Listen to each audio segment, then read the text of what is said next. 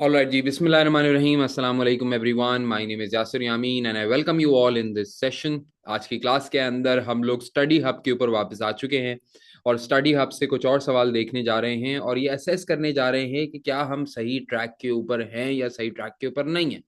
Practice makes the man perfect, women even more perfect. Alright, so let's begin. Practice करना start करते हैं जी।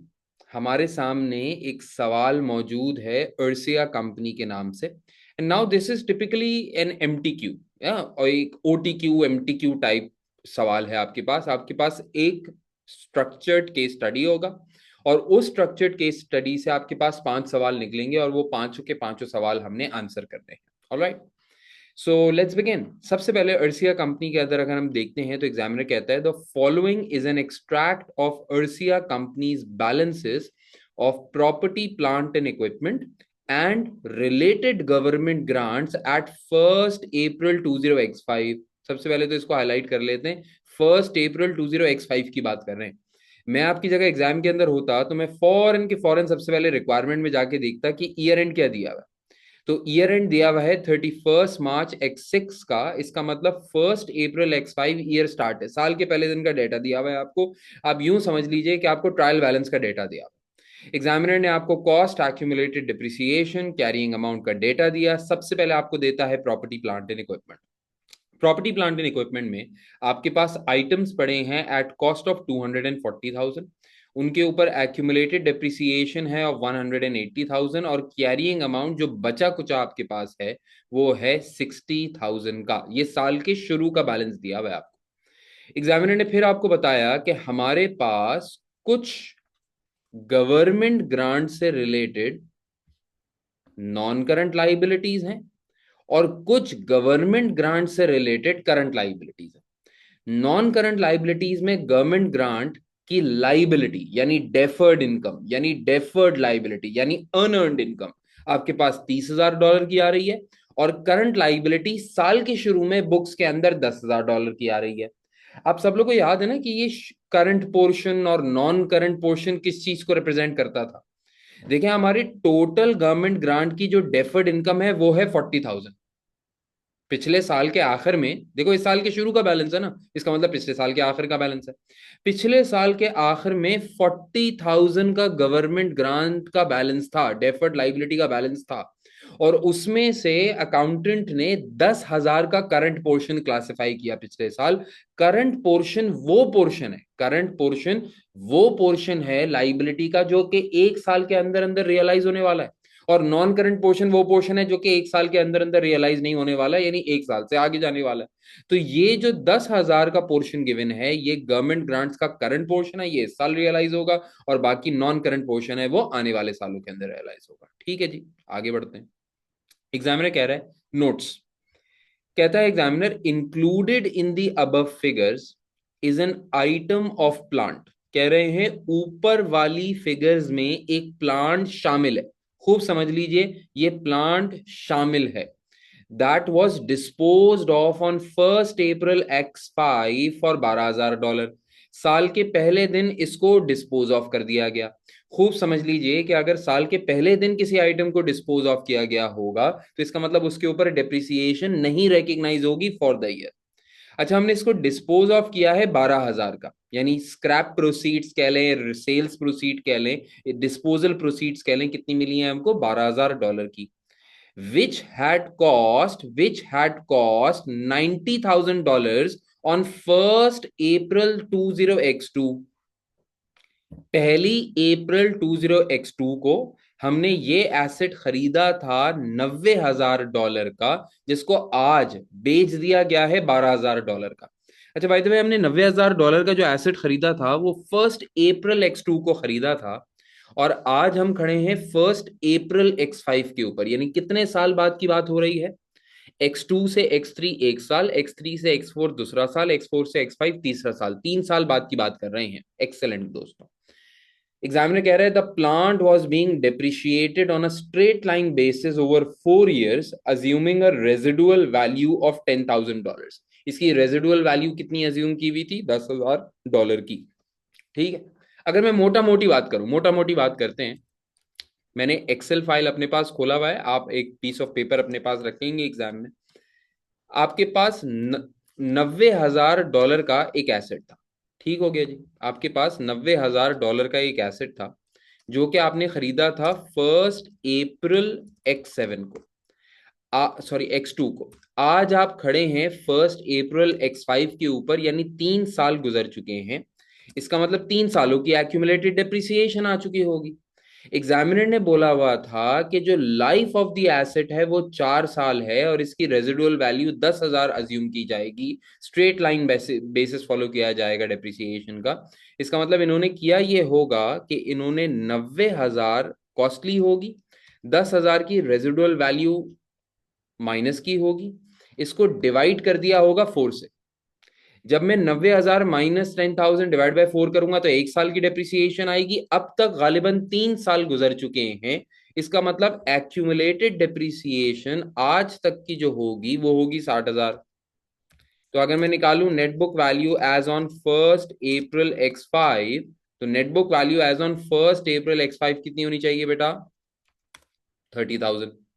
और इसको हमने डिस्पोज ऑफ कर दिया है कितने का? 12,000 का। तो डिस्पोजल प्रोसीड्स आई हैं हमारे पास 12,000 की। क्या कहते हैं आप लोग? डिस्पोजल प्रोसीड्स अगर 12,000 की आई हैं, अच्छा कोई कह रहे 67,500 की एक्यूमुलेटेड डिप्रिसिएशन होगी। हाँ, ऐसा होगा या नहीं होगा? सही चल रहे हैं हम लोग? डिस्पोजल प्रोसीड्स हैं बेटा 12,000 की।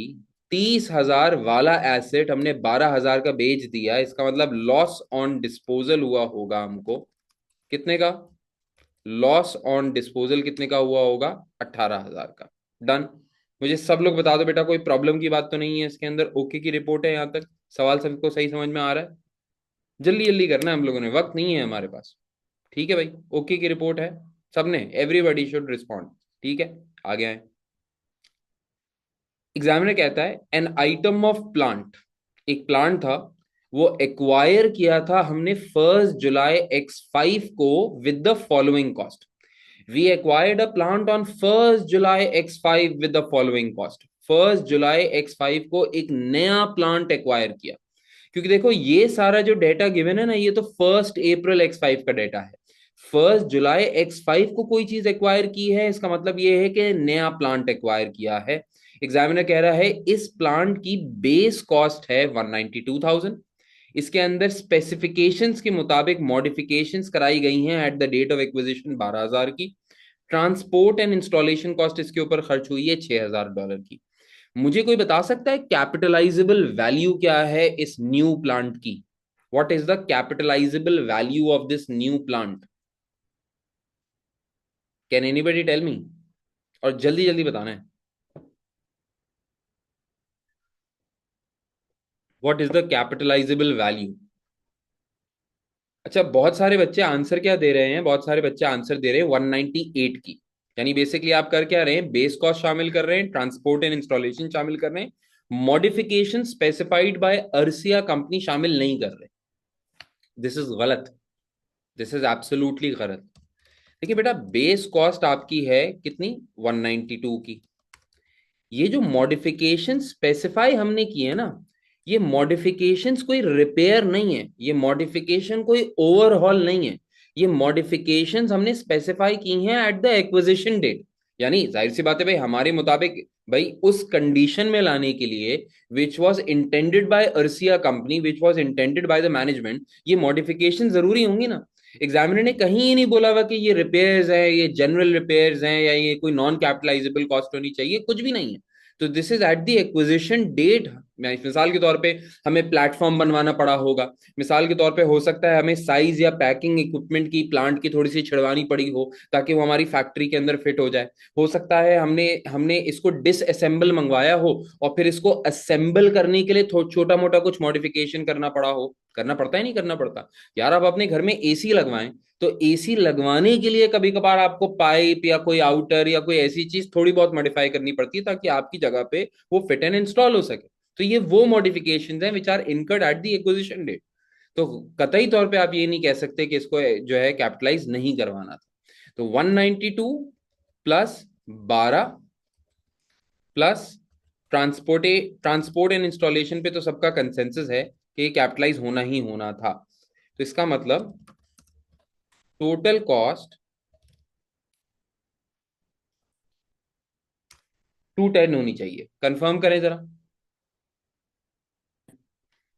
तो 210 जो है भाई, ये हमारा डन डस्टेड है कि हमारी ये हो गई जी टोटल कॉस्ट। यहां तक तो हो गया भाई। एग्जामिनर आगे कह रहा है the plant qualified for a government grant. Plant पे हमें मिल रहा है भाई गवर्नमेंट का grant, which is 25% of the base cost of the plant. क्या मतलब भाई? क्या मतलब? ग्रांट मिलेगा अपने को बेस कॉस्ट का 25%। ग्रांट मिलेगा अपने को बेस कॉस्ट का 25%। ठीक है जी, 48 आ गया। अच्छा, जस्ट क्विकली टेल मी, ये जो ग्रांट अपने को 48 का मिलेगा, कहना से इनकम IAS 20 ने बोला था इनकम अप्रोच अप्लाई करनी है। So we should immediately recognise this 48,000 as an income in our books. What do you guys say? Directly इसको इनकम में ले जाएं बस। मैचिंग होनी चाहिए। ग्रांट रिलेटेड टू एसेट है, तो जिस मैनर के अंदर आप अपने एसेट की डिप्रिसिएशन को रिकॉग्नाइज कर रहे हैं, उसी मैनर के अंदर अपने ग्रांट की इनकम को भी अमोर्टाइज करना पड़ेगा, ताकि मैचिंग हो जाए। एक्सेलेंट भाई, आप लोग स्मार्ट लोग हैं भाई बड़े। ठीक है ना? एग्जामिनर कहता है the plant qualified for a government grant of 25% of the base cost of the plant, but this had not been received by the year end। ये ग्रांट ईयर एंड तक रिसीव नहीं हुआ है। एक बात बताओ, अगर ग्रांट ईयर एंड तक रिसीव नहीं हुआ है, तो क्या फिर भी ग्रांट को हम अपनी बुक्स के अंदर रिकॉग्नाइज कर सकते हैं? क्या फिर भी ग्रांट को हम अपनी बुक्स में रिकॉग्नाइज कर सकते हैं? ग्रांट मिला नहीं है भाई अभी तक, हमको जेब में नहीं आया अभी तक। बताइए जी। एक्सेलेंट भाई, बहुत सारे बच्चे बोल रहे हैं नहीं नहीं सर, ग्रांट जब तक मिला नहीं है तब तक इसको ट्रीट नहीं कर सकते। Absolutely wrong. IAS 20 के अंदर रिकग्निशन ऑफ ग्रांट की कंडीशन ये थी कि it is the grant becomes receivable and the it is probable that the conditions attached to the grant will be met. याद आ रही है आपको बात या नहीं आ रही? IAS 20 के अंदर ग्रांट को रिकग्नाइज करने की कंडीशन ये नहीं है कि ग्रांट आपकी जेब में भी आ गया। As soon as the grant becomes receivable, अक्सर हम मिसाल देके बताया करते थे। तो दो कंडीशंस हैं IAS 20 के अंदर ग्रांट को अपनी बुक्स में रिकग्नाइज करने की। As soon as the grant becomes receivable and it is probable that the conditions those condition attached to the grant will be met. आप यहाँ पे देखें, एग्जामिनर ने क्लियरली आपको बोल दिया था the plant qualified for a government grant. It qualified, इसका मतलब कंडीशंस मीट होती हैं। इसका मतलब ये 48,000 बेसिकली हमको मिला नहीं है, लेकिन इसका मतलब ये नहीं है कि मिलेगा भी नहीं। तो हम रिसीवेबल्स को डेबिट करेंगे यहां पे 48,000 से, और डेफर्ड इनकम को क्रेडिट करेंगे 48,000 से। मुझे बताएं, बात समझ में आ रही है सब लोगों को? मना नहीं है भाई, मना नहीं है। कहीं ये नहीं लिखा हुआ ग्रांट जेब में आए तो ही रिकग्नाइज करो, ये गलत कॉन्सेप्ट है बिल्कुल। ठीक है ना? आगे आ जाए जरा। हाँ, अब सवाल ये है कि डेफर्ड इनकम PNL में कैसे जाएगी, ये सवाल है। तो भाई सुन लीजिए, एग्जामिनर कह रहा है the plant is to be depreciated on a straight line basis over 3 years with no residual value.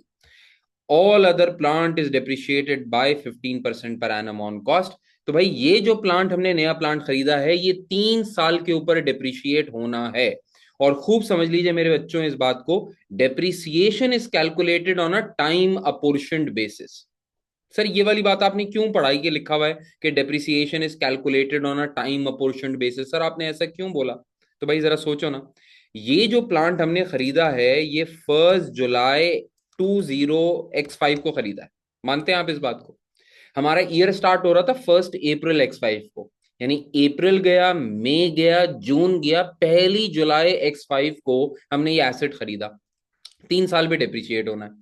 तो अगर मैं इसकी डेप्रिसिएशन निकालूं X5 के ईयर की, एक्स ईयर एंडेड 31 मार्च X6 की, तो मुझे बताएं इसकी डेप्रिसिएशन कैसे निकालूंगा मैं बोलूंगा 2,10,000 का एसेट है।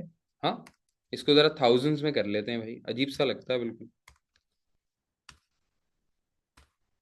तो मैं बोलूंगा भाई 2,10,000 का एसेट है, 3 साल के ऊपर डिवाइड होगा। 1 साल की आ गई डेप्रिसिएशन। लेकिन क्योंकि 1 जुलाई X5 3 महीने गुजर जाने के बाद ये एसेट खरीदा है, तो डेप्रिसिएशन टाइम अपोर्शन होगी, मल्टीप्लाई बाय 9/12 करना पड़ेगा। तो डेप्रिसिएशन इस साल की कितनी हो जाएगी? 52,500। मुझे बताइए, सब लोगों को बात समझ में आती है? सब लोगों ने जल्दी जल्दी ओके करना है, बताइए बात समझ में आती है? डन। जहां पे आप डेप्रिसिएशन निकाल रहे हैं वहीं पे निकालिए अमोर्टाइजेशन ऑफ गवर्नमेंट ग्रांट।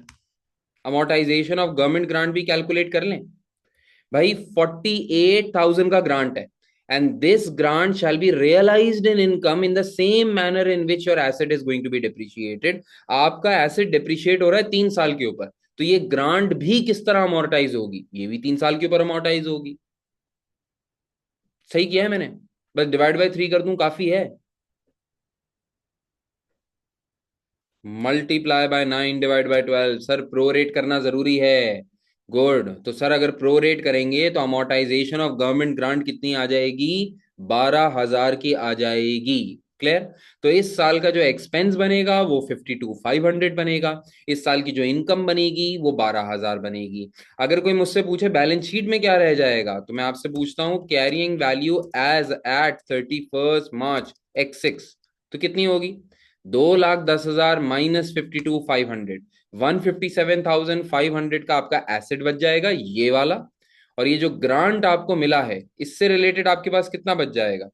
यानी मैं पूछता हूं deferred income as at 31 March X6, तो 48,000 का आपको ग्रांट मिला था, उसमें से 12,000 का रियलाइज हो गया, तो कितना बचा भाई आपके पास? कितना बचा भाई आपके पास? 36,000 का बचा। मानते हैं? अच्छा, इसमें से अगर मुझे कोई बता सके इसमें से करंट पोर्शन कितना होगा और नॉन करंट पोर्शन कितना होगा? क्योंकि खूब समझ लीजिए, आईएसबी का कॉन्सेप्चुअल फ्रेमवर्क है, और आईएसबी का कॉन्सेप्चुअल फ्रेमवर्क की दो फंडामेंटल क्वालिटेटिव कैरेक्टरिस्टिक हैं, जिसमें से एक कैरेक्टरिस्टिक है फेथफुल रिप्रेजेंटेशन। और फेथफुल रिप्रेजेंटेशन के अंदर जो फेथफुल रिप्रेजेंटेशन को डिफाइन किया जाता है complete neutral free from any material error. तो कंप्लीटनेस का मतलब ही क्या है कि आपने प्रॉपर क्लासिफिकेशंस के साथ अपने फाइनेंशियल स्टेटमेंट्स को रिपोर्ट करना है। तो 36,000 की टोटल आपकी डेफर्ड लाइबिलिटी है, 36,000 की। इसमें से कुछ होगा करंट पोर्शन और कुछ होगा नॉन करंट पोर्शन। हर वो लाइबिलिटी जो कि आने वाले 1 साल के अंदर अंदर रियलाइज हो जाएगी वो करंट पोर्शन है, जो रियलाइज नहीं होगी वो नॉन करंट पोर्शन है। तो 1 साल के अंदर कितनी लाइबिलिटी रियलाइज होनी थी? हाँ, डिवाइड बाय 3 कर दूं। 1 साल के अंदर कितनी लाइबिलिटी रियलाइज होनी थी? ग्रांट है 48,000 का, उसमें से डिवाइड बाय 3 करना था। एग्जामिनर ने बता दिया था इसी मैनर के अंदर आपका एसेट डिप्रिशिएट हो रहा था 210,000 डिवाइड बाय 3 करके। तो हम 48,000 डिवाइड बाय 3 करें तो 1 साल की रियलाइजेशन बनती है, 1 साल की रियलाइजेशन बनती है 16,000। सर 1 साल की रियलाइजेशन 16,000 बनती है, लेकिन यहां पे तो आपने 12,000 की रियलाइजेशन करवाई थी इस साल। इस साल तो आपने 12,000 की रियलाइजेशन कराई थी। बेटा 9 मंथ्स था ना ये साल, अगला साल तो पूरा ही होगा ना। तो 16,000 के करंट पोर्शन बना, नॉन करंट पोर्शन जो है वो 20,000 का बन गया। This should be your classification. मुझे सब बताइए, बात समझ में आती है सब लोगों को? ओके करेंगे तो मैं आगे चलूंगा, और ना नहीं चलूंगा। जल्दी से बताइए सब लोग। वेरी गुड, आगे बढ़ जाते हैं भाई। अच्छा जी सुनिएगा, एग्जामिनर कह रहा है all other plant is depreciated by 15% per annum on cost. इसके अलावा सारा प्लांट 15% पे डेप्रिशिएट होता है। कोई मुझे बता सकता है 15% ऑन कॉस्ट, ये 15% ऑन कॉस्ट की कैसे डेप्रिसिएशन निकालूंगा? यहां लिख देता हूं ऑल अदर प्लांट। ठीक है भाई, मेरे फाइनेंशियल स्टेटमेंट्स में costs as on 1 April X5 कितनी लिख के दी हुई थी मुझे? नोट करिए जरा। फाइनेंशियल स्टेटमेंट्स में $2,40,000 का property plant and equipment at cost आ रहा है, तो पहले तो ये उठा लूंगा। ठीक, इसमें से डिस्पोज ऑफ हो गया कोई आइटम, डिस्पोज ऑफ प्लांट। कितने का आइटम डिस्पोज ऑफ हो गया था? 90,000 वाला। तो इसका मतलब रिमेनिंग प्लांट कितना होगा? 240,000 माइनस 90,000, 150,000 का रिमेनिंग प्लांट होगा। इसके ऊपर डेप्रिसिएशन रेट लगाना है हमने, और वो क्या है? 15% ऑन कॉस्ट। तो फॉर द ईयर डेप्रिसिएशन कितना बनेगा? 150,000 का 15%, विच इज 22,500। मुझे बताइए, बात समझ में आ रही है सब लोगों को? ओके है? सब लोग बताइए बेटा, ओके की रिपोर्ट है, बात समझ में आती है? ठीक। तो मेरे प्यारे बच्चे, ये काम भी हमने कर लिया, नोट 3 भी कर लिया। अच्छा, मेरा स्टाइल जो है ना, अक्सर सवाल सॉल्व करने का यही होता है कि मैं सवाल का पूरे डेटा को पढ़ के वहां से पॉसिबल क्वेरीज जनरेट करके उसका सोल्यूशन निकाल लेता हूँ। मैं सजेस्ट भी लोगों को यही करता हूँ कि यार यही करना चाहिए भाई। मेरी स्ट्रैटेजी तो ये है, मैं चाहता हूँ मेरे बच्चे अल्हम्दुलिल्लाह अल्लाह के करम से इतने स्ट्रांग हो जाए कि वो सोचें कि यार इस गिवन डेटा से एग्जामिनर सवाल बना क्या सकता है। जो बना सकता है ना, उसका सोल्यूशन खुद निकाल लो, फिर सवाल पढ़ना स्टार्ट करो, फिर सोचो क्या पूछ लेगा भाई। अब जो पूछ लेगा ना, नंबर्स मेरे सामने, ग्रिप मेरी है, अब पूछो जो पूछना है, तैयारी करके जाओ। You understand what I am trying to say? तो ऐसा इसमें मजा आता है। अच्छा भाई, आगे चलते हैं। एग्जामिनर कहता है $11,000 of the 30,000 non current liability for government grants at 1 April X5 should be reclassified as current liability at 31 March 2006। कह रहे हैं ये जो नॉन करंट लाइबिलिटी आपको नजर आ रही है ना, 30,000 की साल के शुरू में, इस 30 में से 11,000 करंट लाइबिलिटी बनेगी। इस 30 में से 11,000 करंट लाइबिलिटी बनेगी ईयर एंड के ऊपर। हर साल कुछ नॉन करंट में से कुछ हिस्सा करंट बन जाता होगा ना। तो जो पुराना पुराना गवर्नमेंट ग्रांट आपके पास पड़ा है, उस पुराने गवर्नमेंट ग्रांट में से नॉन करंट में से करंट 11,000 बन जाएगा। ओके। अब मैंने सारा डेटा पढ़ लिया। इस सारा डेटा पढ़ने के बाद अब मैं रिक्वायरमेंट्स पे जाना शुरू करूंगा, और आपकी और मेरी मदद से हम सवाल को सॉल्व करना स्टार्ट करेंगे। पहला सवाल, एग्जामिनर पूछता है व्हाट इज द प्रॉफिट और loss on disposal of the item of plant that will be recognised in Arsia company's P&L। Profit या लॉस ऑन डिस्पोजल बताइए। सब कह रहे हैं भाई, ऑप्शन बताओ भाई। सब कह रहे हैं 18,000 लॉस। Is this correct? हमने 18,000 लॉस निकाला था। यस सर, हमने 18,000 लॉस निकाला था। डन, वेरी गुड जी। आगे बढ़ते हैं। अच्छा, करेक्ट भी हो गया भाई, वेरी गुड। आगे आ जाए जरा। एग्जामिनर पूछ रहा है what is the depreciation expense for the year ended 31 March 2006 to be recognised in P&L। Depreciation expense बताएं, P&L में कितना जाएगा? कोई कह रहे हैं सी। चेक कर लेते हैं भाई, जरा अपनी एक्सेल पे जा रहा हूं भाई मैं। हमारे पास एक न्यू प्लांट था और एक ओल्ड प्लांट था। ठीक है। न्यू प्लांट की इस साल की डेप्रिसिएशन हमने 52,500 निकाली थी। ओल्ड प्लांट की इस साल की डेप्रिसिएशन हमने 22,500 निकाली थी। इसका मतलब टोटल कर लें तो टोटल हमारे पास 75,000 की डेप्रिसिएशन आती है। इसका मतलब आंसर जो दिया गया था क्लास की तरफ से वो बिल्कुल सही था। 75,000 is the correct answer. Done, अल्हम्दुलिल्लाह। आगे बढ़ते हैं भाई। चले भाई, एग्जामिनर पूछता है what is the total. Total देखें, खूब समझ लीजिएगा, टोटल पूछा हुआ है। What is the total carrying amount of the government grant in Arsia company's SOFP as at 31 March 2006। Arsia company की SOFP के अंदर टोटल गवर्नमेंट ग्रांट कितना जाएगा? Total, total. तो भाई टोटल कितना जाएगा? ए का ऑप्शन दे रहे हैं भाई। तो हमारे पास अगेन एक ओल्ड ग्रांट था, एक न्यू ग्रांट है। न्यू ग्रांट से रिलेटेड बैलेंस शीट में कितना जाएगा? 36,000। देखो टोटल पूछा हुआ है तो टोटल कितना जाएगा? 36,000। कोई मुझे बता सकता है ओल्ड ग्रांट से रिलेटेड, ओल्ड ग्रांट से रिलेटेड टोटल SOFP में कितना जाएगा? डेटा आपके सामने, मुझे बताएं। टोटल ओल्ड ग्रांट से रिलेटेड टोटल SOFP में कितना जाएगा? अमाउंट बताएं,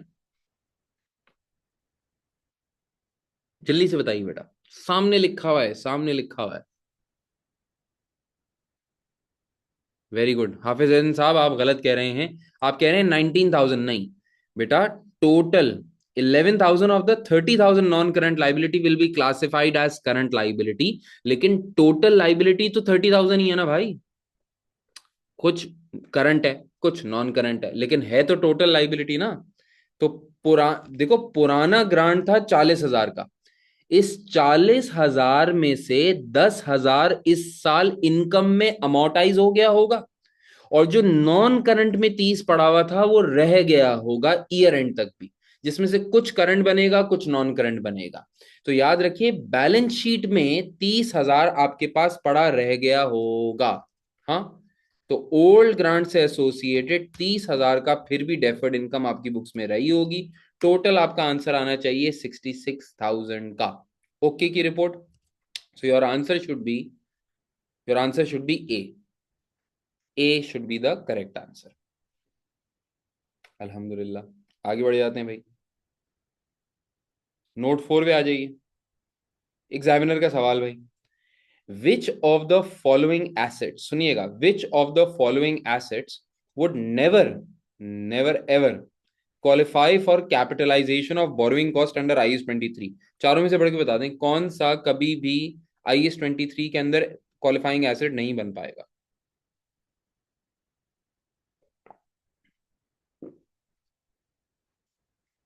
क्वालिफाइंग एसेट हर वो एसेट होता है जिसको रेडी फॉर इंटेंडेड सेल के अंदर लाने के लिए सब्सटैंशियल पीरियड ऑफ टाइम लगता हो।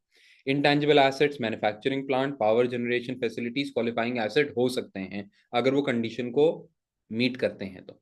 फाइनेंशियल एसेट्स तो कभी भी क्वालिफाइंग एसेट नहीं हो सकते। फाइनेंशियल एसेट की तो नेचर ही ये होती है कि ये रेडिली कन्वर्टेबल इनटू कैश है या ये राइट टू रिसीव कैश है, ये तो होते ही सामने सामने है, सामने सामने लाजिम तौर के ऊपर, तो ये कभी हो ही नहीं सकते क्वालिफाइंग एसेट। कंफर्म कर दिया भाई। आगे आ जाए, last but not the least, which of the following criteria must be met before government grants can be recognized in accordance with IS 20? The entity must comply with any conditions attached to the grant. The grant must have been received. इनमें से कौन सा meet हो गया हो तो grant आप recognise कर सकते हैं? ऑप्शन बताइए, ऑप्शन बताइए। One only, very good, one only is the correct answer. बात समझ में आती है सब लोगों को? क्लियर है? डन? ऑल राइट जी। हमने मेरे दोस्तों ये वाला सवाल कर लिया। अल्हम्दुलिल्लाह आप सब लोगों ने सही काम किया है। एक और सवाल कर लेते हैं। मैं एक और सवाल आपके सामने खोलने लगा हूं। ये भी अगेन आप सब लोगों ने अटेंटिवली बात को सुनना है और जल्दी जल्दी सवाल को सॉल्व करना है, ठीक है? चले भाई, सवाल हमारे सामने है। वॉडल कंपनी के नाम से सवाल है, दिमाग लगा के करिएगा और मेरे साथ साथ करिएगा। जो पहले सही जवाब देगा उसको स्कूटी मेरी तरफ से, ठीक है? टीमों से ऑर्डर करके भिजवा दूंगा आपको डिंग की स्कूटी, इसको खेलते रहिएगा अपने सामने। ओके, सुनिएगा क्या कह रहे हैं भाई। एग्जामिनर कह रहा है भाई, Wardle company's activities include the production of maturing products. Maturing products कौन सी प्रोडक्ट्स होती हैं भाई? जल्दी से बताओ, जल्दी से बताओ, जल्दी से बताओ, मिच्योरिंग प्रोडक्ट्स कौन सी प्रोडक्ट्स होती हैं? जो सही जवाब देगा उसको मेरी तरफ से बाइक, मोटर बाइक, जल्दी से। What are maturing products? Chat GPT खोला सबने। ये मिच्योरिंग प्रोडक्ट्स वो प्रोडक्ट्स होती हैं जिनकी शेल्फ लाइफ ज्यादा होती है, यानी वो ज्यादा अरसे तक जिंदा रह सकते हैं। मैंने पूछा मिच्योरिंग प्रोडक्ट्स क्या है, अविनाश ने बोला वाइन। भाई ये सब क्या हो रहा है, क्या चल क्या रहा है ये? हैं? मिच्योरिंग प्रोडक्ट हर वो कोई भी प्रोडक्ट है जिसकी शेल्फ लाइफ ज्यादा है, सही है ना? अच्छा, जरूरी नहीं है कि मिच्योरिंग प्रोडक्ट्स क्वालिफाइंग एसेट हो, समझ लें। हो सकती है, जरूरी नहीं है, ठीक है ना? क्वालिफाइंग एसेट हर वो एसेट है जिसको रेडी फॉर पर यूज लाने के लिए, जिसको रेडी फॉर यूज लाने के लिए टाइम लगता हो, यानी दोनों का स्कोप अलग अलग है, ठीक है ना? और मिच्योरिंग प्रोडक्ट वो प्रोडक्ट है जिसकी शेल्फ लाइफ ज्यादा हो, चावल भी हो सकता है उसके अंदर। हाँ, शेल्फ लाइफ ज्यादा है, पड़ा रहता है, बासी नहीं होता, पेरिशेबल नहीं है, इसको रखा जा सकता है बड़े अरसे, ठीक है ना? एग्जामिनर कह रहा है, Wardle company's activities include the production of maturing goods. ये मिच्योरिंग गुड्स जो है प्रोडक्ट्स बनाते हैं which take a long time before they are ready for retail. अच्छा, अगर कोई मिच्योरिंग प्रोडक्ट ऐसी प्रोडक्ट है जिसको बनाने के अंदर भी टाइम लगता है, जिसकी एक्विजिशन, कंस्ट्रक्शन या प्रोडक्शन के अंदर भी टाइम लगता है, तो वो क्वालिफाइंग एसिड की डेफिनेशन में आ सकती है। बात समझ में आ रही है? IUS 23 याद है ना? Qualifying asset is any asset जिसकी बल्कि बोरोइंग कॉस्ट से चलते हैं ना। IUS 23 ने बोला था अगर कभी भी कोई भी कंपनी लोन ले, बोरो करे, और बोरो करने के पीछे वजह यह हो कि वो किसी क्वालिफाइंग एसेट को एक्वायर, कंस्ट्रक्ट या प्रोड्यूस करना चाहती है, तो ऐसी बोरोइंग की बोरोइंग कॉस्ट को कैपिटलाइज किया जा सकता है। तो ये मिच्योरिंग प्रोडक्ट एक ऐसी प्रोडक्ट है जिसको रेडी फॉर यूज में लाने के लिए सब्सटैंशियल पीरियड ऑफ टाइम लगता है, एग्जामिनर कह रहा है, तो ये क्वालिफाइंग एसिड बन सकती है। ठीक। चीज, टोबैस्को सॉस, यस। एग्जामिनर कहते हैं details of one such product are that on 1st April X5 it had cost $5 million। आपके पास एक प्रोडक्ट है जिसकी जो मिच्योरिंग प्रोडक्ट है उसकी लाइफ ज्यादा है। 1 अप्रैल X5 को इसकी कॉस्ट थी, इन्वेंट्री की कॉस्ट थी $5 million, और इसकी फेयर वैल्यू थी $7 million। अच्छा, एक ऐसी सवाल मेरे दिमाग में आया, मैं आपसे पूछना चाह रहा था, अगर आपके पास एक इन्वेंट्री पड़ी हुई है जिसकी वैल्यू है, कॉस्ट है $5 million, लेकिन उसकी मार्केट वैल्यू है $7 million, तो इन्वेंट्री को किस वैल्यू के ऊपर रिकग्नाइज करेंगे, 5 मिलियन या 7 मिलियन? जल्दी से बताइए। 5। Inventories are recorded at lower of cost या NRV, कॉस्ट पे रिकॉर्ड करते हैं। एग्जामिनर कहता है the product would not be ready for retail sale until 31 March X8। इसको रेडी फॉर रिटेल सेल आने के लिए X6, X7, X8 3 साल का अरसा लगेगा। क्वालिफाइंग एसिड की डेफिनेशन में भी आ सकते हैं।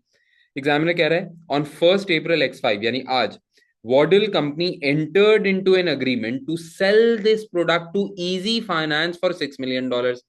आपने अपनी इस प्रोडक्ट को, जो कि अभी रिटेल सेल के लिए रेडी नहीं है, प्रोडक्ट है लेकिन रिटेल सेल के लिए रेडी नहीं है, आपने अपनी इस प्रोडक्ट को एक कंपनी को बेच दिया, $5 million वाली चीज को $6 million का बेच दिया, और जिस कस्टमर को बेचा है उसका नाम है इजी फाइनेंस। कुछ समझ में आ रही है क्या हो रहा है ये? मतलब $5 million वाली इन्वेंट्री आपने बेच दी $6 million की इजी फाइनेंस को। जिस कंपनी ने आपसे माल खरीदा है, और वो माल जिसको रिटेल सेल के लिए अभी 3 साल का अरसा लगेगा, उस कंपनी का नाम है इजी फाइनेंस। कैसा लग रहा है नाम?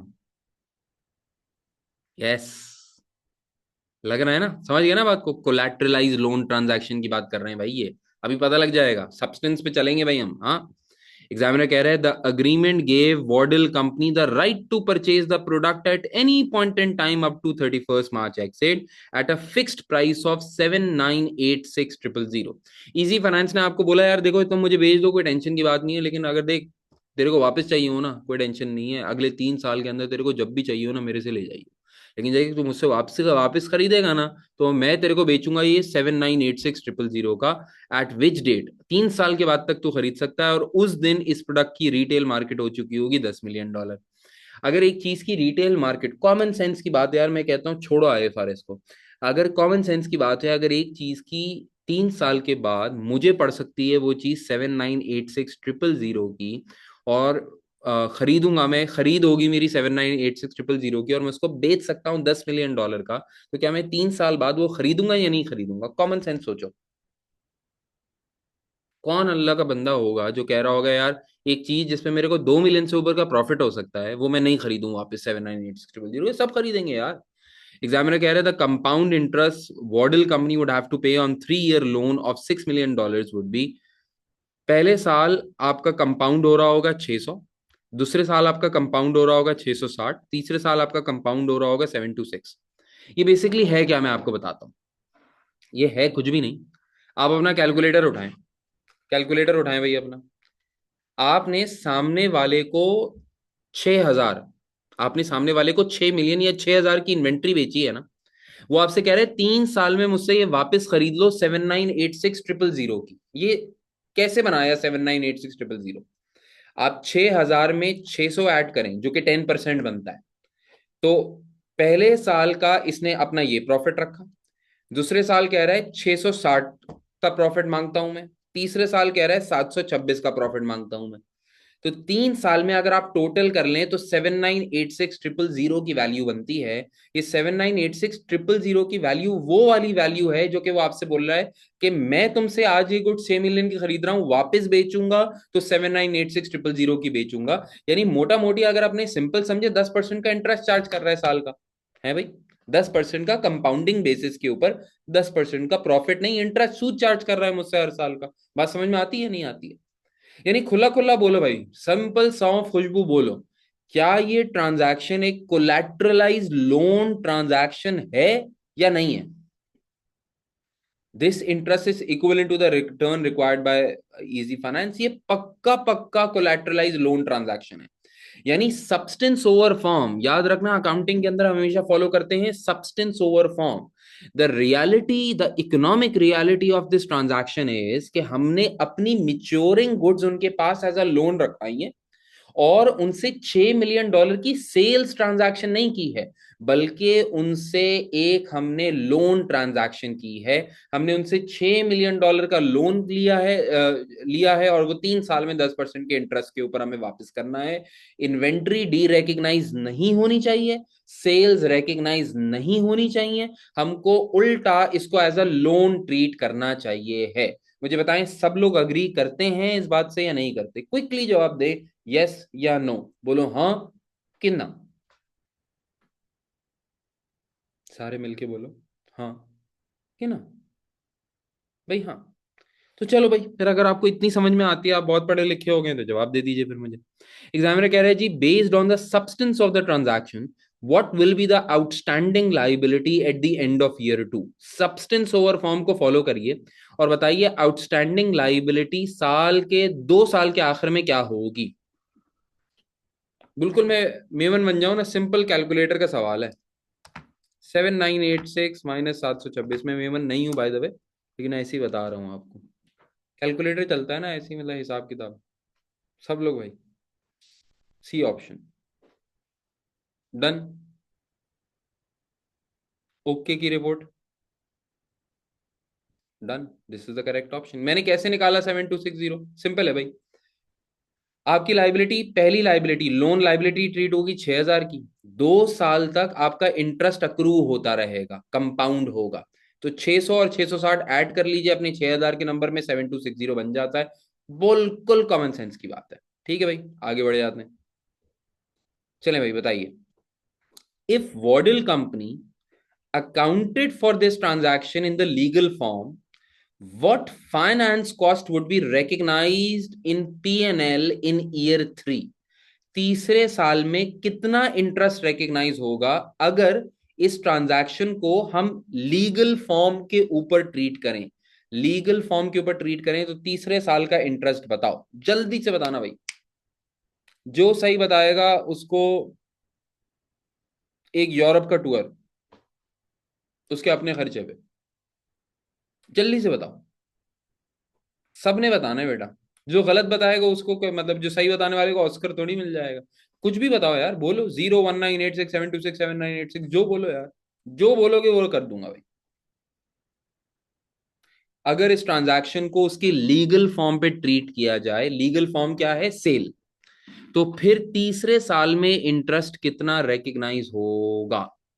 लीगल फॉर्म, लीगल फॉर्म क्या है? लीगल फॉर्म ये है कि वॉडल कंपनी ने इजी फाइनेंस को $5 मिलियन वाली 6 मिलियन की गुड्स बेच दी हैं।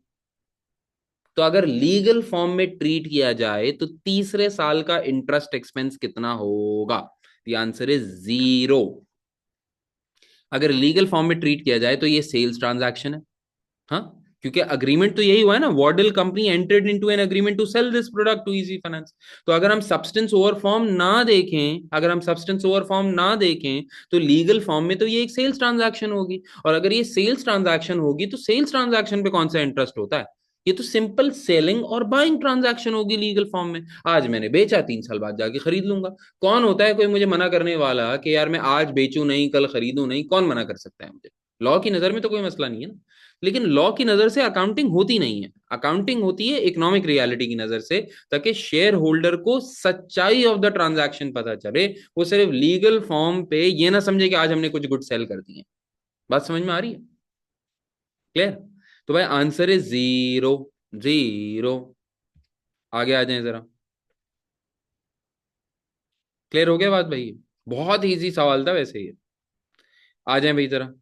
Identify by clicking on the relevant box in the table below the effect on Wardle company's return on capital employed and gearing if the transaction is accounted for on its substance rather than its legal form.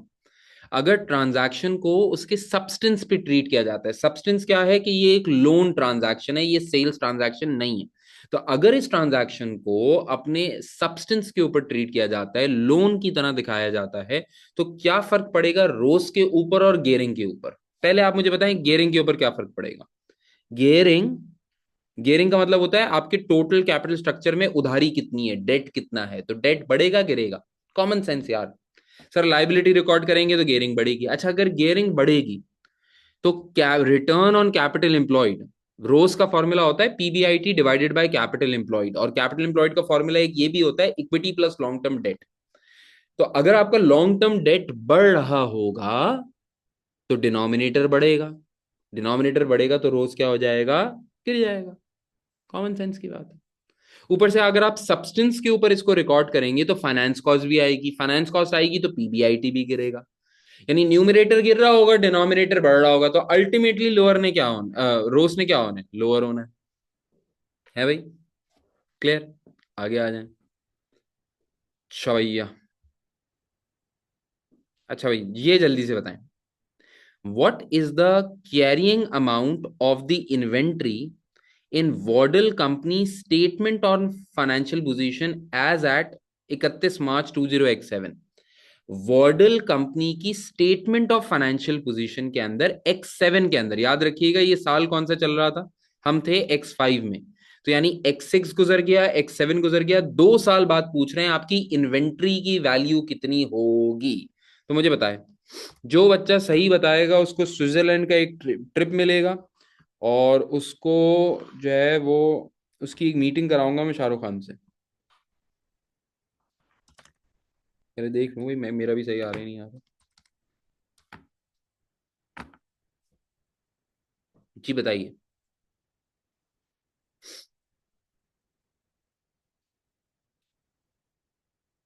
जल्दी से बताइए भाई जल्दी से। What should be your answer?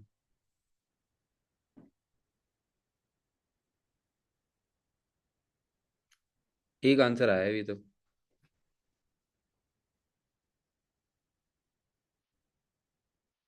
What should be the value of your inventory, quick.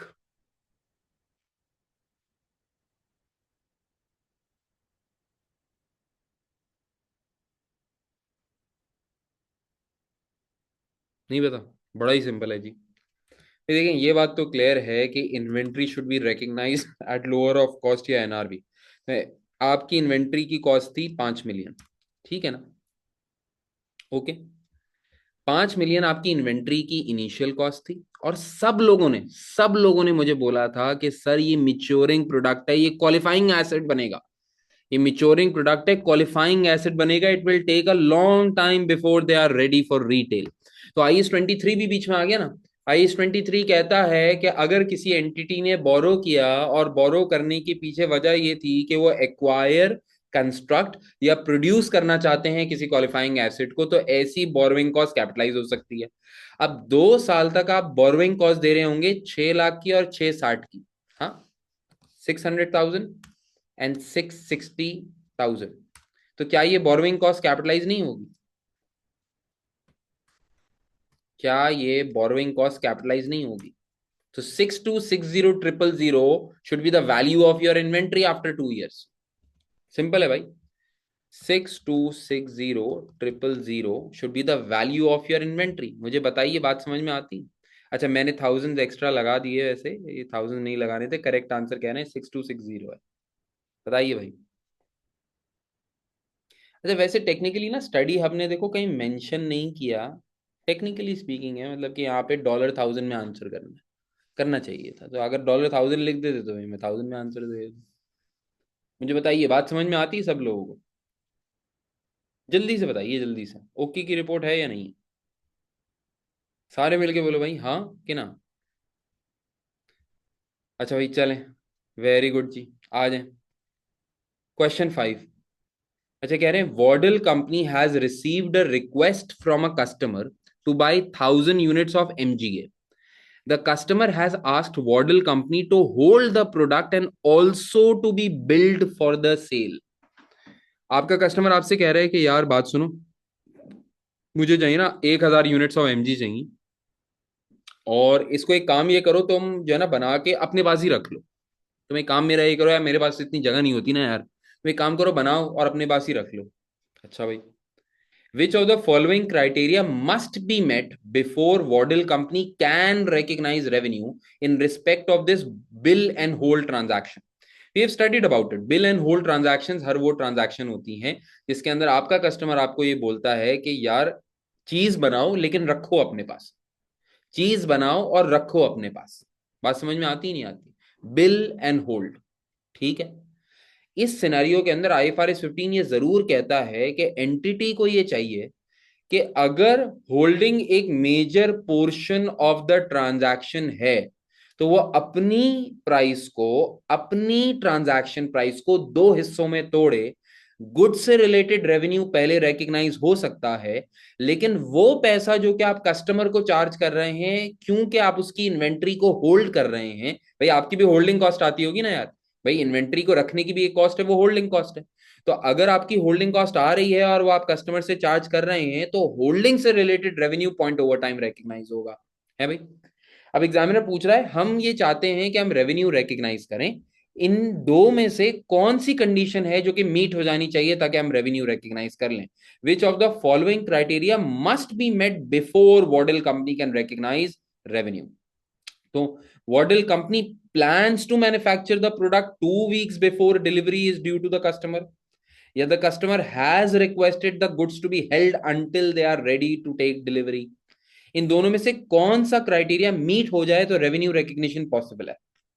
पहली condition में वो कह रहे हैं यार देखो हमारा प्लान ये है, हम गुड्स अभी नहीं बना रहे, हम गुड्स अभी नहीं बना रहे, जिस दिन कस्टमर को चाहिए ना, हमने उससे बोला हुआ है कि भाई उससे 4 हफ्ते पहले हमको कॉल कर देना, तुम्हारे टाइम से 2 हफ्ते पहले हम बना के रख देंगे उसको। अभी नहीं बना रहे भाई, अभी नहीं बनाएंगे, पागल थोड़ी बना के अपने वहां होल्ड कर लें। एक ये ऑप्शन है। या फिर दूसरा ऑप्शन ये है कि कस्टमर ने बोला है भाई गुड्स रेडी है ना, बस थोड़ी देर अपने पास रखो।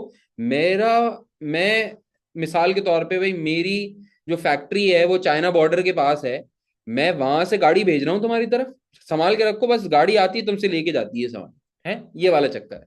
तो आप सेकंड वाले चक्कर के अंदर देखो गुड्स रेडी हैं, अगर सेकंड वाले चक्कर के अंदर गुड्स रेडी हैं तो रेडी गुड्स की डिलीवरी पॉसिबल है।